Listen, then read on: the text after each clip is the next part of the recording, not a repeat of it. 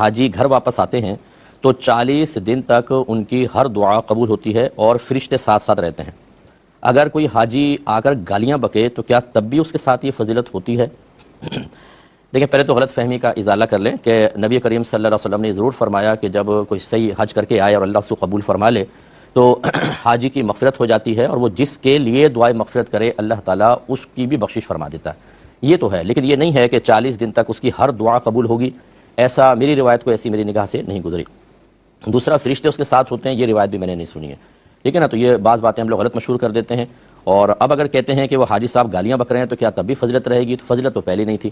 اب مسئلہ یہ ہے کہ حج کرنے کے بعد اگر یہ کوئی سمجھتا ہے کہ اب میں مرفوع القلم ہو چکا ہوں، اب میں بد اخلاقیاں کروں، جیسے بعض معذرت کے ساتھ خواتین ہوتی ہیں کہ وہاں رو بھی رہی ہوں گی، تسبیح بھی پڑھ رہی ہوں گی، لیکن جب وہ واپس آتی ہیں تو اپنے رویے سے، اپنے بیہیویئر سے پورے گھر والوں کی زندگی عذاب بنا دیتی ہیں، تلخ جملے اور ہر طرح کا نامناسب رویہ، لیکن حجن ہیں وہ، اس لیے ان کو کچھ نہ کہیے، اور وہ تو مغفرت شدہ ہیں۔